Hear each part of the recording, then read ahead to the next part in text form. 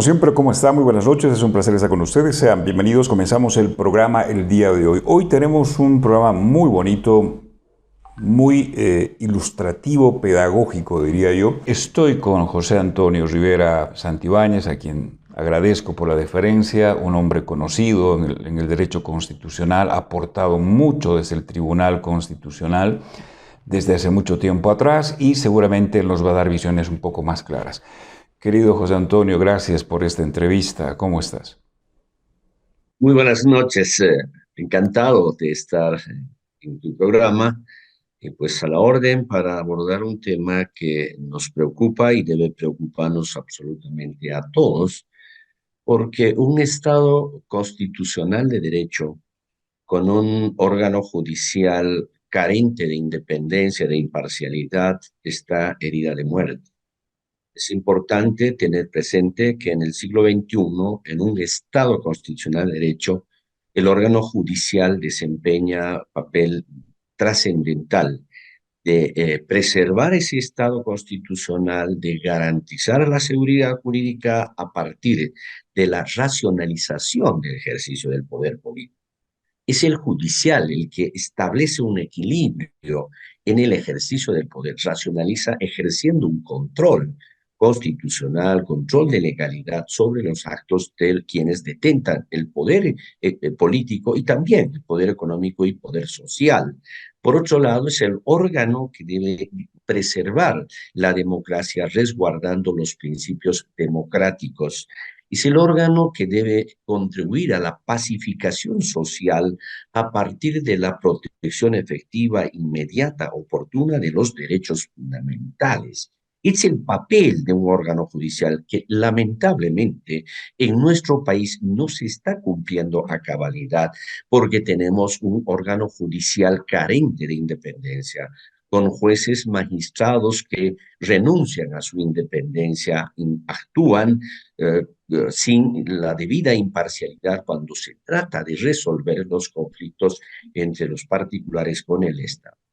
Lamentablemente se ha politizado la justicia y se ha judicializado la política. ¿Qué análisis podemos hacer un poco más a detalle?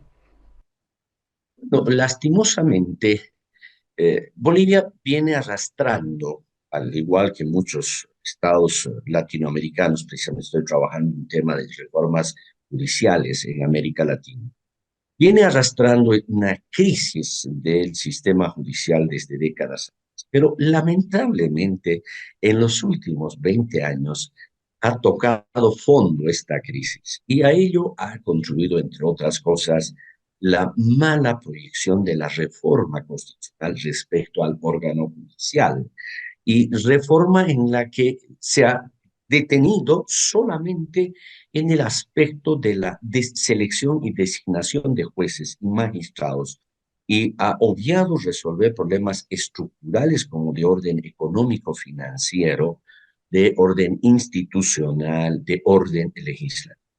Y en el tema de selección y designación de jueces, lamentablemente, bajo el argumento del coteo político, como identificaron, al proceso de concertación para lograr los 2/3 de votos en el Congreso, han introducido la elección por voto popular de las altas autoridades de los tribunales, como es el caso del Tribunal Supremo, Tribunal Agroambiental, Tribunal Constitucional, y además del Consejo de la Magistratura, siendo así que el Consejo de la Magistratura no es una instancia jurisdiccional, sino es un órgano dependiente del órgano judicial, encargado de la función de administración, de la función disciplinaria y la administración de administrar el sistema de carrera judicial.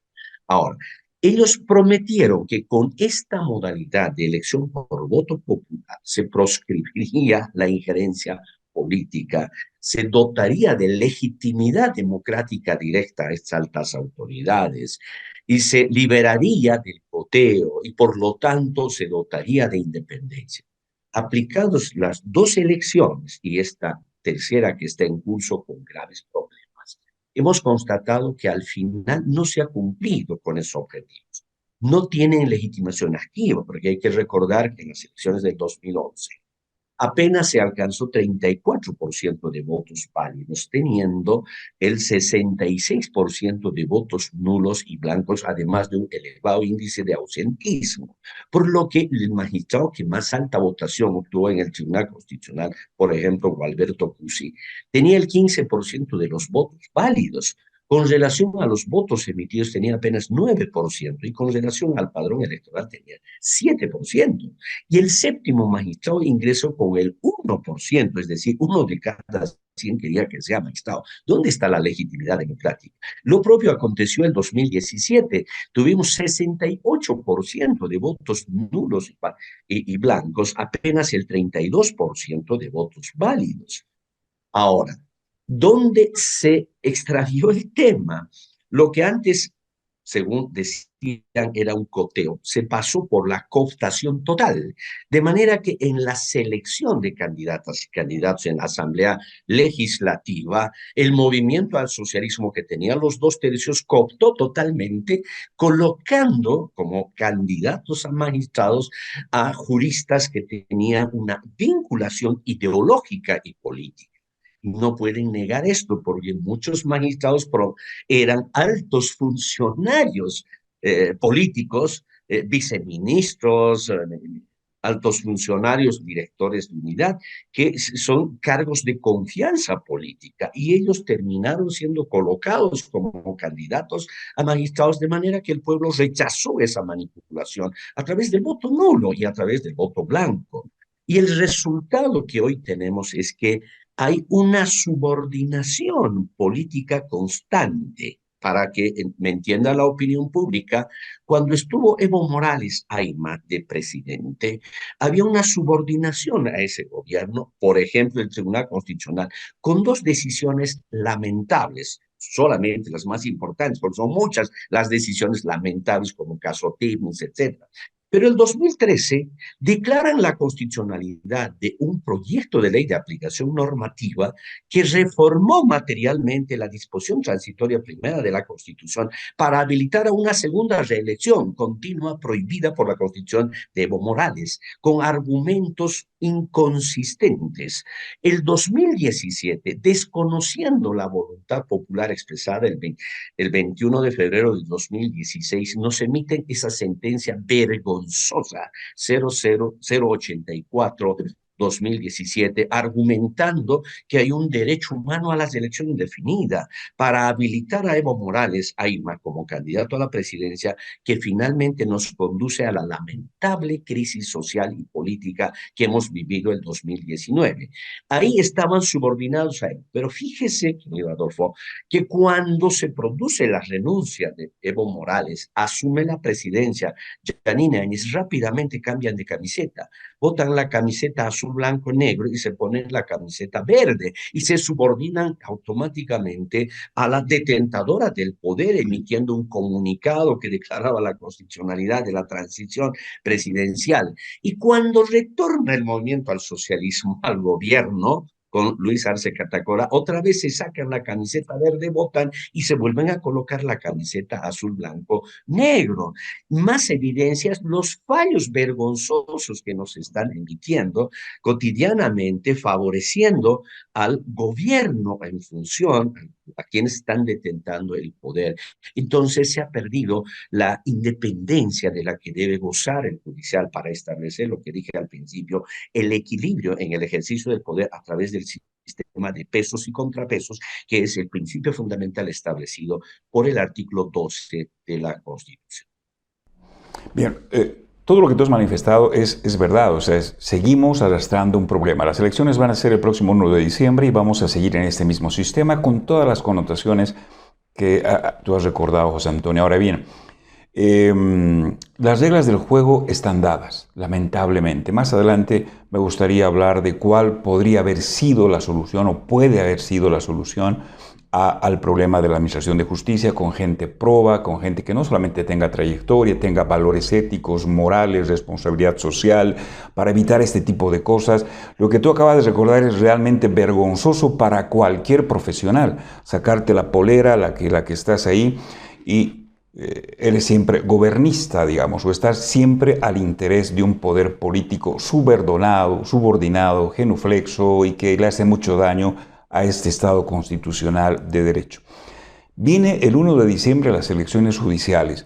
Tú has dado datos importantes del 2011 y del 2017, donde hay un ausentismo.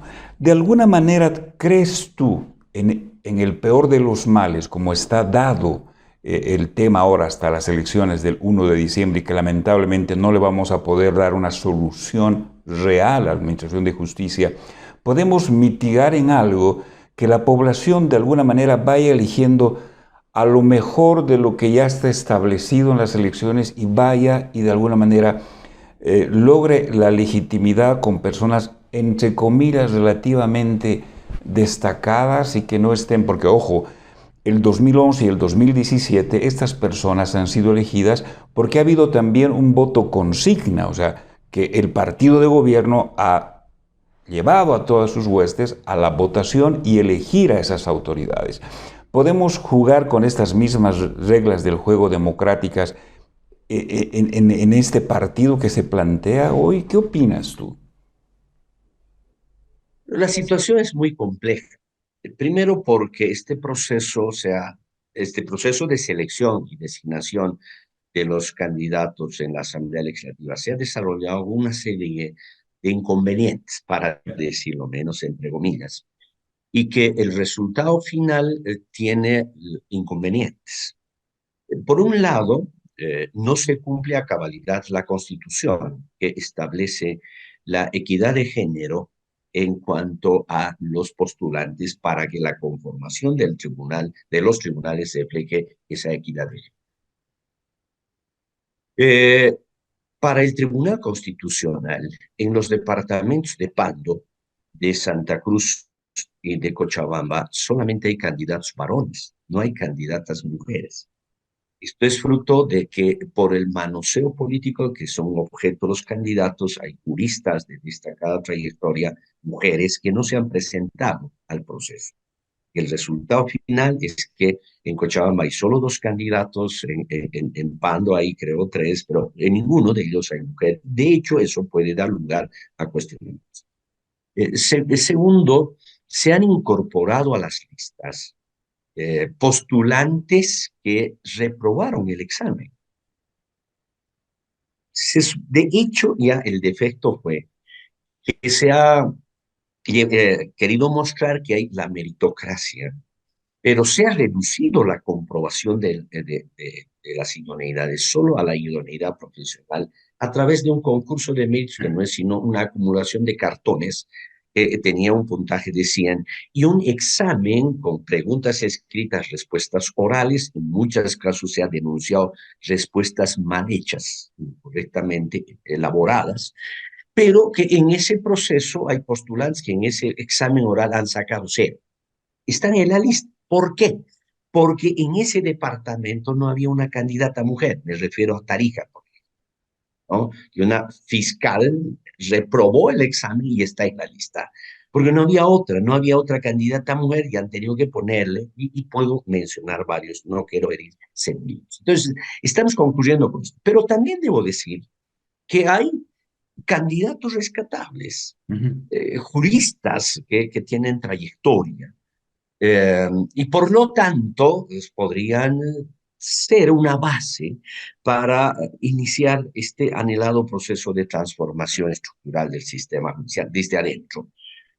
Por lo tanto, lo que correspondería es hacer una campaña por el voto útil, porque en los procesos de 2011 y 2017 hicimos una campaña pública por el voto nulo, como rechazo al sistema.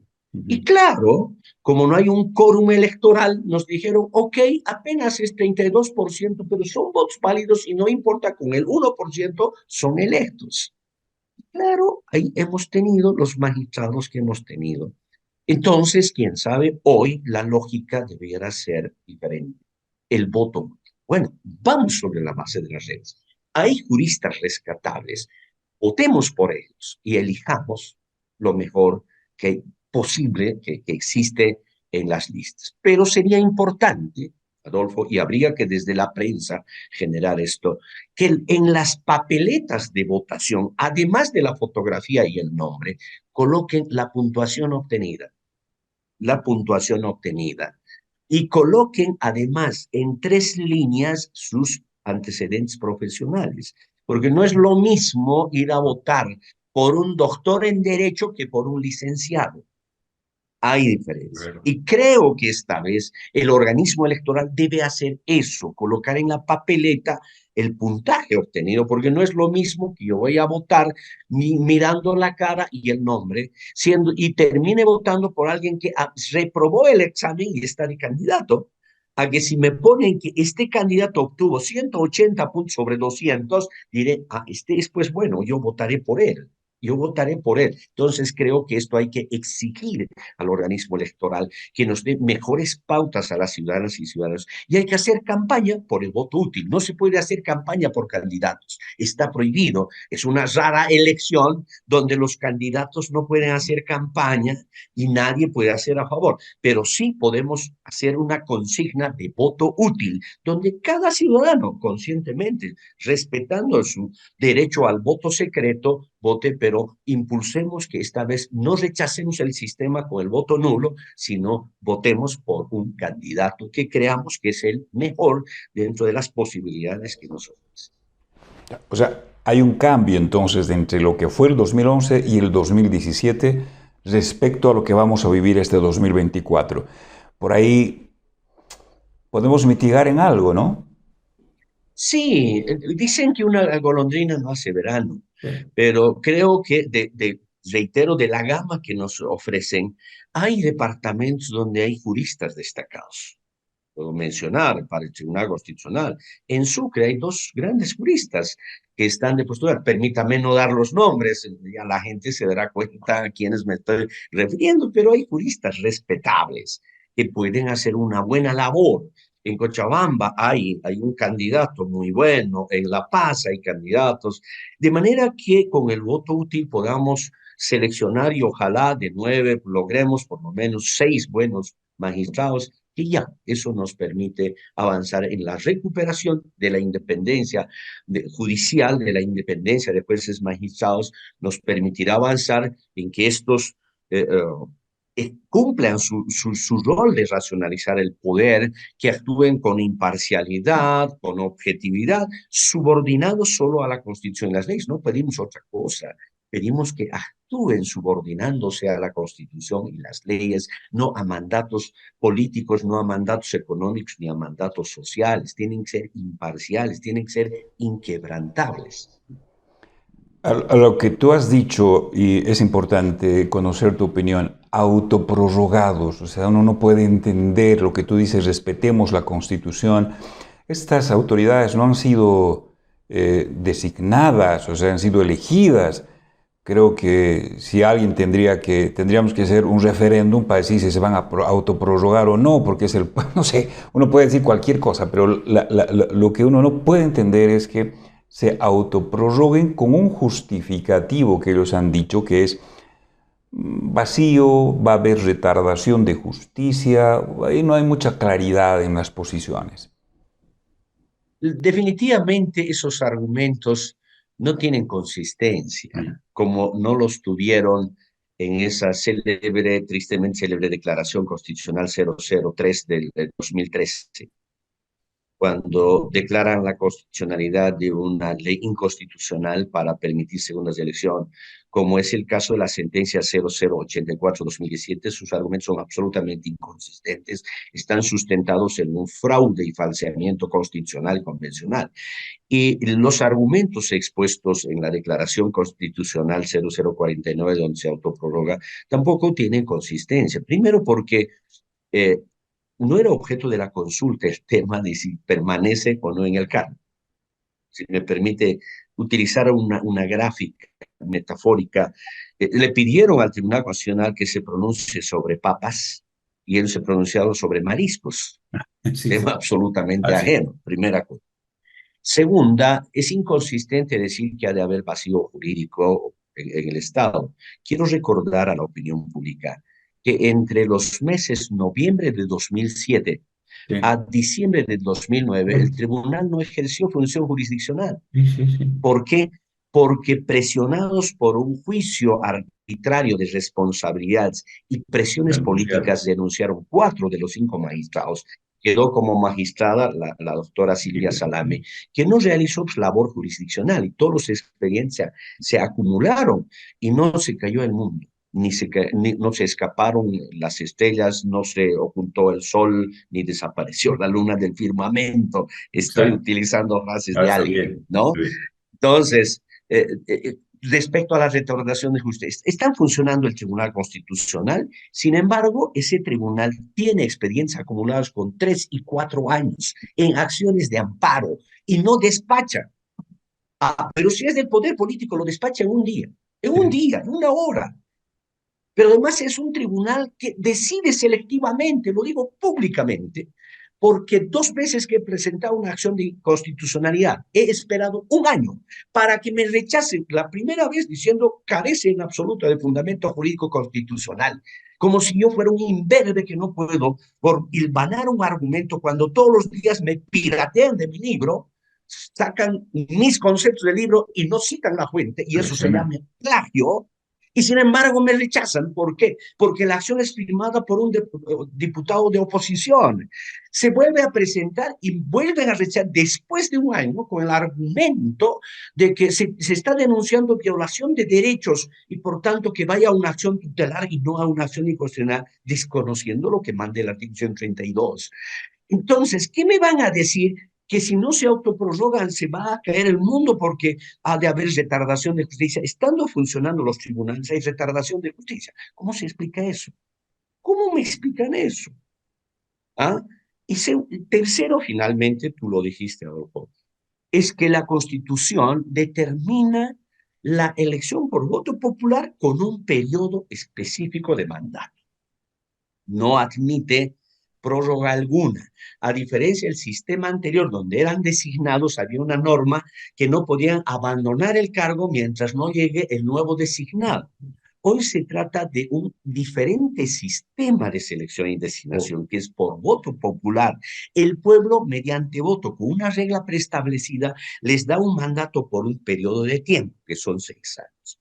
Entonces, no podían ellos, primero, en causa propia pronunciarse, porque su causa propia tenía un interés directo en el asunto. Segundo, no era objeto de discusión, no era el objeto de la consulta.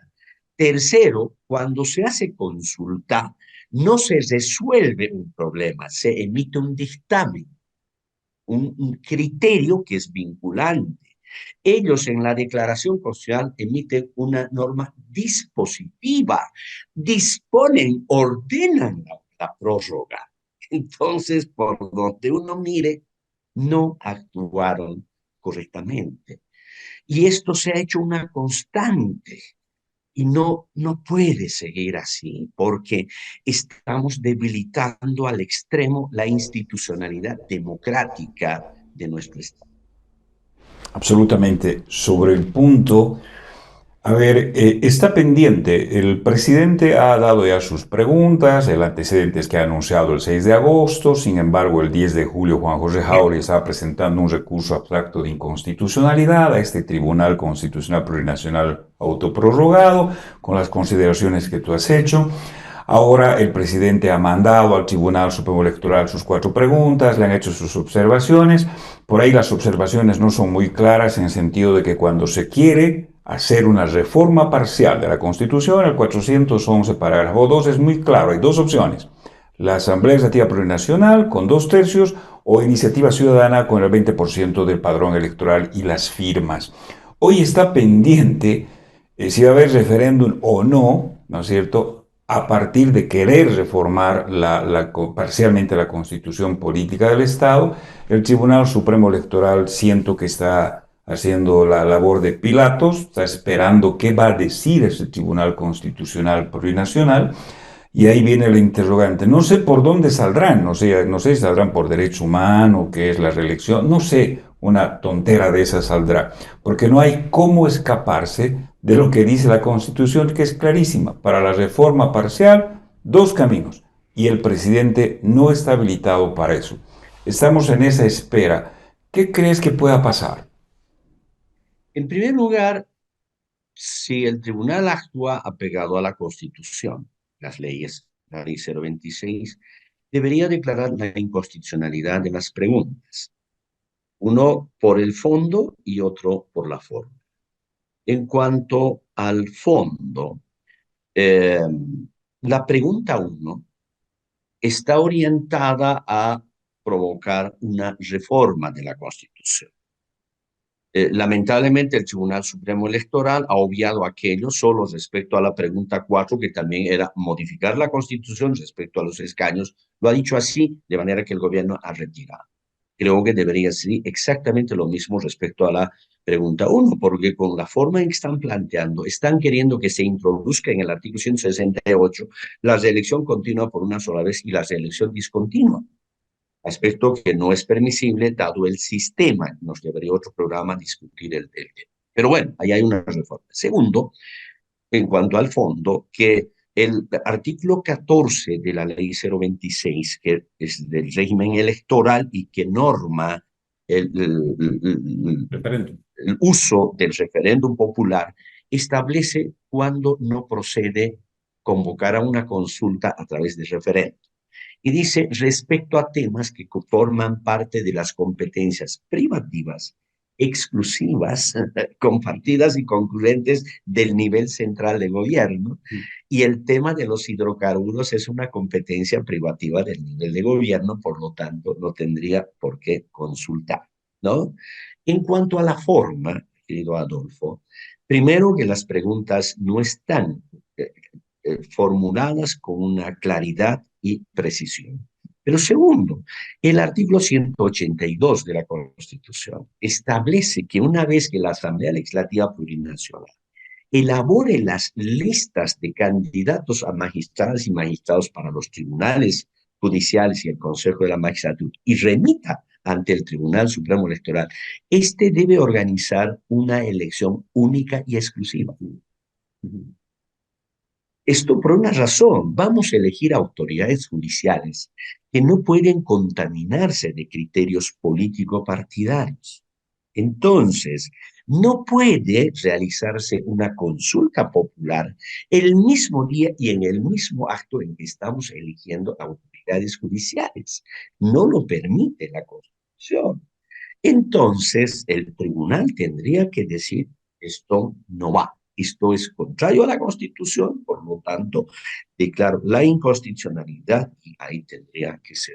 Pero no sabemos, no puedo adelantar cómo actuará el Tribunal Constitucional, porque recuérdese que al día siguiente en que el presidente anunció que realizaría la consulta, el mismo día la prensa nos pidió opiniones, yo fui uno de los que opinó que dijo, no se puede porque el presidente está pretendiendo activar la reforma parcial de la Constitución que no le permite el artículo 411. Al día siguiente se notificó un auto constitucional de admisión de una acción de inconstitucionalidad planteada contra el artículo 152 del Código Procesal Constitucional para que el tribunal diga, también la palabra podrá es facultativa, no imperativa, en cambio tendrá es imperativa, se declara inconstitucional y el presidente, por vía de interpretación, el presidente también puede hacer la reforma constitucional. Este era el plan. Creo que a esta altura es un poco que se ha caído el plan, algo ha sucedido. Entonces ha optado el gobierno de decir, sí, no queremos reformar la Constitución, no vamos a hacer la reforma,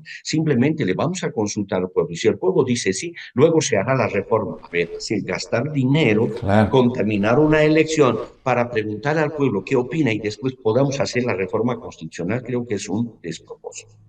absolutamente. Eh, Gracias por esta conversación. José Antonio siempre es ilustrativa, es pedagógica, da luces, pero creo que para finalizar sería bueno puntualizar tu propuesta. Lo que deberíamos haber hecho es cambiar este sistema de elección. Me parece que no es el más correcto, ha sido demostrado amplia, abundantemente, y que se debería más bien modificar parcialmente la Constitución respecto a la forma de elección. Tal vez por ahí, no sé, hubiera sido más claro, por lo menos meridamente claro, preguntar a la población si estamos de acuerdo en que continúe el sistema de elección de las autoridades judiciales o no. Pero bueno, lo dejo como un comentario. ¿Qué opinas tú? ¿Deberíamos haber hecho que todas las fuerzas de las oposiciones exijan esto y no entrar al juego que al final ya está definido? El uno vamos a elecciones judiciales. Querido Adolfo, un grupo de juristas hicimos un trabajo, casi 2 años, de diagnóstico de la crisis judicial, identificar las causas para luego formular una propuesta. Y estamos convencidos de que la crisis judicial tiene múltiples causas, pero las más importantes son de orden económico, el bajo presupuesto, de orden institucional, la mala organización, estructura, etcétera, de orden legislativo, leyes anacrónicas, de orden académico, mala formación de profesionales abogados, y de orden político, la alta injerencia a través del sistema de elección. Frente a eso, hicimos una propuesta de que es necesario encarar una transformación estructural, ya no una reforma, con acciones inmediatas, mediatas y de largo plazo que enfrenten estas causas. Entre las inmediatas era una reforma parcial de la Constitución para 3 cosas.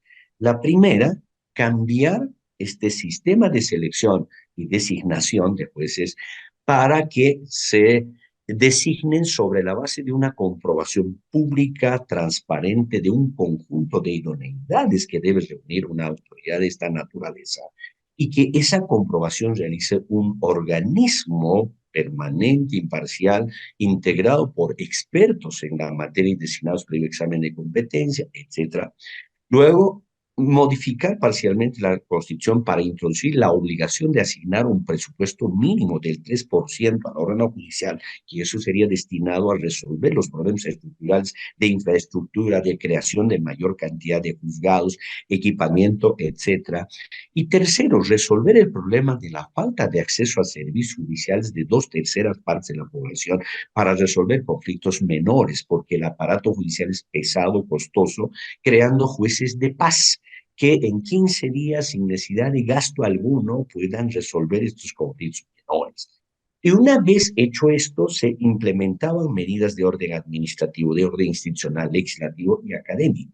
Lamentablemente, nuestra iniciativa, que era ciudadana, no llegó a un puerto porque la exigencia es muy alta, 20% del padrón electoral es elevadísimo.